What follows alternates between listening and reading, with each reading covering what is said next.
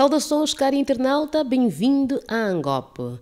Hoje vamos falar do Imposto sobre Valor Acrescentado IVA, um imposto que incide sobre os produtos acabados. Para isso, temos em estúdio o Dr. Vela António, especialista em fiscalidade. Doutor, bem-vindo. Angola é o único país a nível da região da SADC em que ainda não vigora o IVA. O que se lhe oferece dizer sobre isso? Muito obrigado pela oportunidade da Angope, relativamente que apresentou acerca de Angola ser o único país da região da SADC sem o IVA. É uma realidade, não é? Então, isso nos leva a crer que já era sem tempo, não é, a introdução do IVA no sistema fiscal angolano. Porque um sistema fiscal sem o IVA dá a ideia de um sistema caduco ou de tempos passados, não é? Uma vez que nós, a nível da África, em termos do PIB, estamos em 7º lugar numa estatística de uma fonte em 2017. Não tem lógica nenhuma, mesmo a nível da região da SADC, nós somos o 2º país em termos de PIB, só estamos atrás da África do Sul. Isso mostra que Angola é um país robusto do ponto de vista econômico e financeiro, não é? Mas do ponto de vista da arrumação do sistema fiscal, ainda estamos um pouco atrasados sem o IVA, que é o Imposto sobre Valor Acrescentado.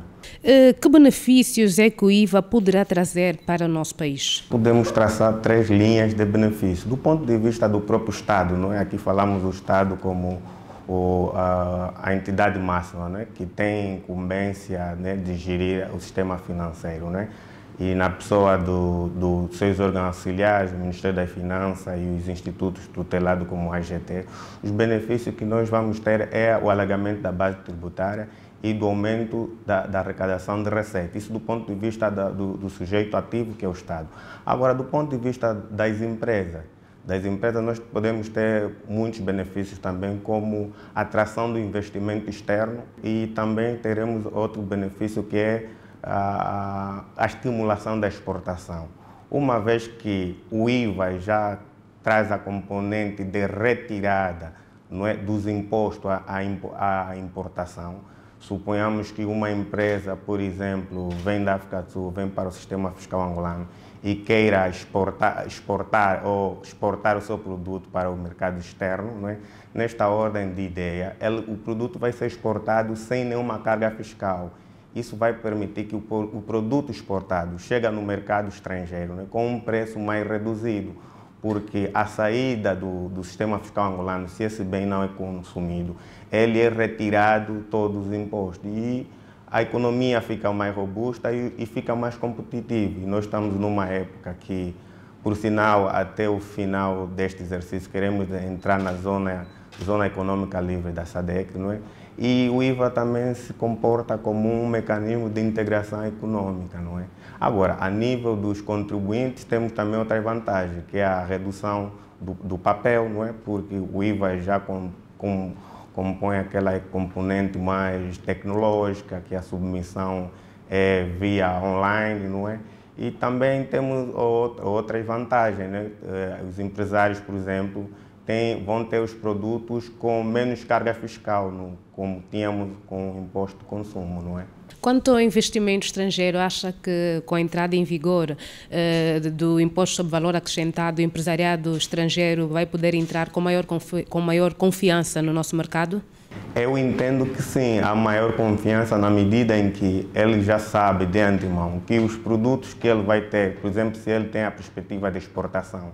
Por exemplo, uma empresa pode sair de uma região da SADC, por exemplo, África do Sul ou outros países como Lesoto, e vir se instalar em Angola e tem como foco a exportação deste produto, não é?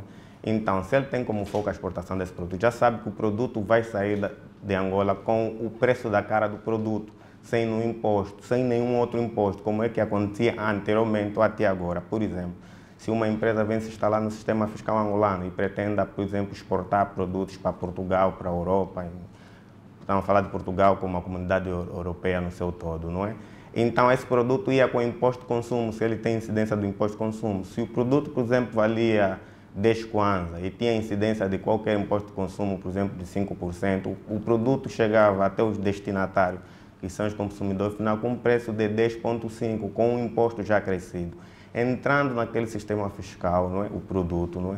Poderia ter um preço mais elevado do que seria com o IVA, porque o IVA tem a componente de retirar ou expurgar todos os impostos inerentes ao produto. Estamos numa fase em que a nossa economia está como está e ao invés de criarmos negócios, né, para lucros, nós aplicamos impostos. Sim, eu acho que o imposto é um meio de subsistência do Estado, não é? Quando, às vezes estamos a passar a ideia que nós parece entrar no bolso do contribuinte.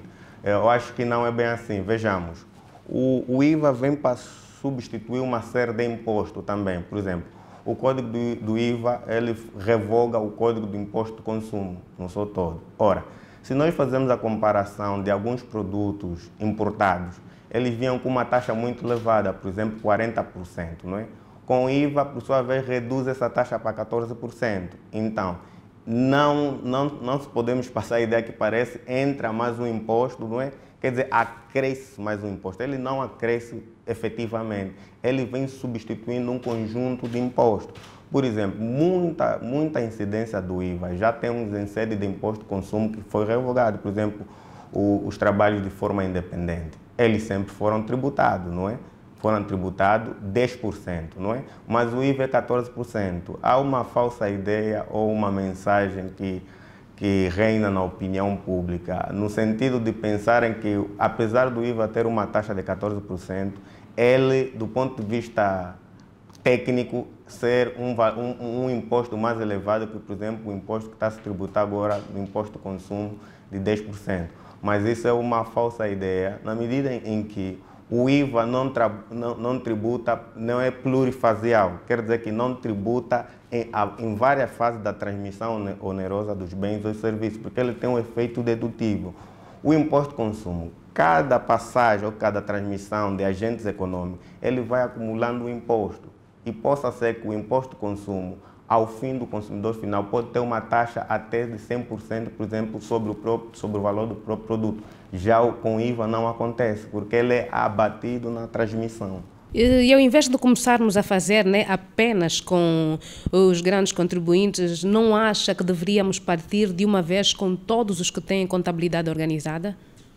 Bom, o IVA também, ele é um imposto, não é criado em reforma fiscal, não é? Ele foi criado em França, numa fase da reforma fiscal. Bom, ele tem a componente que se chama limiar. Limiar é uma componente que faz com que, no arranque desse imposto, não abranja todos os contribuintes, porque o próprio IVA comporta uma série de custos. Um dos custos que temos são os custos informáticos, com a produção do software, a imigração de software, a integração com os softwares, não é? E ter também softwares para possibilitar a emissão de faturas, não é?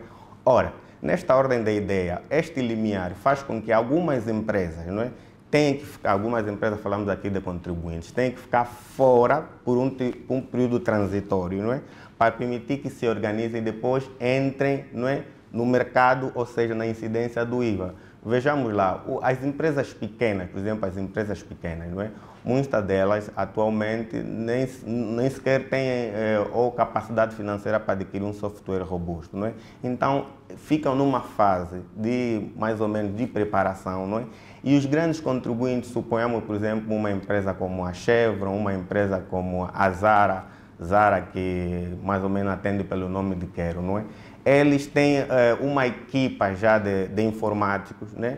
Tem também um departamento financeiro robusto que estão suficientemente capacitados, não é? Do ponto de vista quer financeiro, quer técnico, não é? Porque tem também os seus departamentos de contabilidade, que tem contabilistas que já nesta altura estão abalizados com a matéria, não é?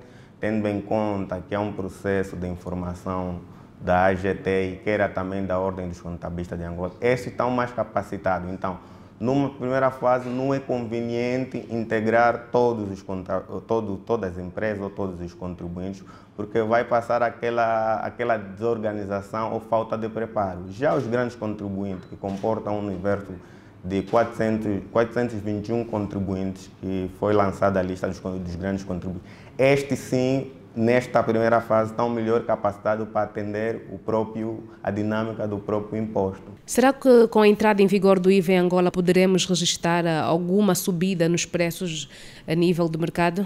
Esta pergunta vem mesmo a tempo, visto que a nível da opinião pública, mesmo até alguns fazedores de opinião, timbram esta carimba acerca do IVA. Isso é como aquela teoria que também em que a entrada do novo Código do Trabalho, né, que é a Lei Geral do Trabalho, não é?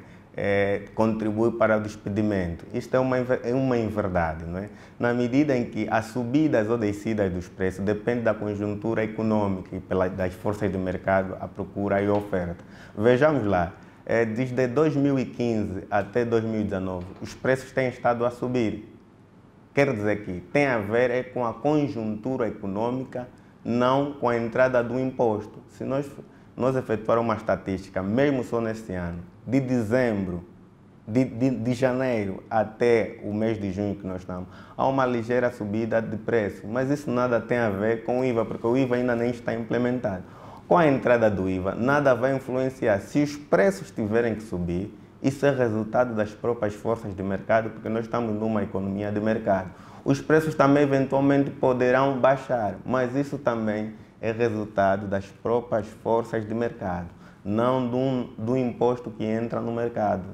Quer aqui acrescentar alguma coisa que não foi dita durante a entrevista no que toca ao imposto sobre valor acrescentado? Aqui é importante frisar que, por exemplo, na lista dos grandes contribuintes, não tem nenhum grande contribuinte que tenha a sua sede no município, por exemplo, de Pangualuquene, por exemplo.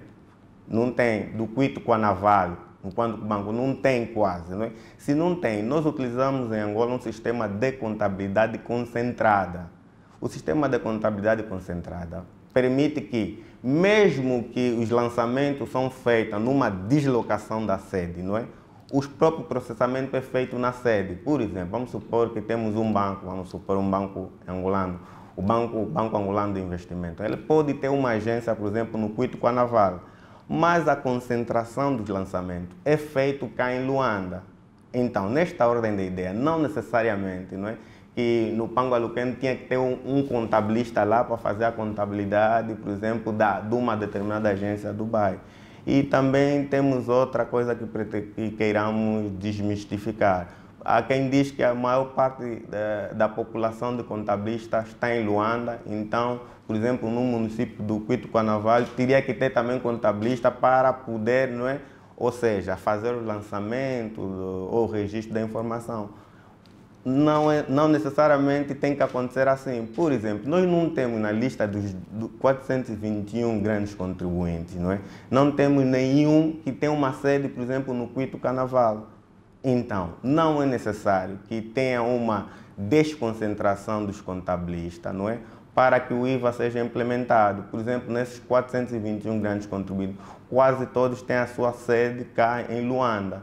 Isso é como as outras atividades. E também temos outro sim. Por exemplo, há quem diz que temos pouco contabilista pelo rácio número de empresas, mas nós sabemos que é uma profissão liberal. E essa profissão liberal não tem a exclusividade. Um contabilista pode ser contabilista de mais de uma empresa. É como os advogados. Um advogado não é uma atividade como exclusiva. Um advogado pode atender vários clientes, como um contabilista independente pode atender vários contribuintes ou várias empresas.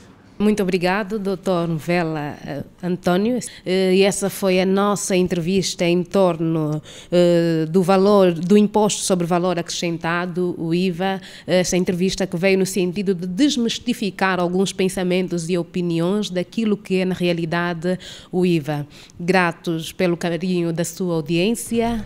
Fique bem.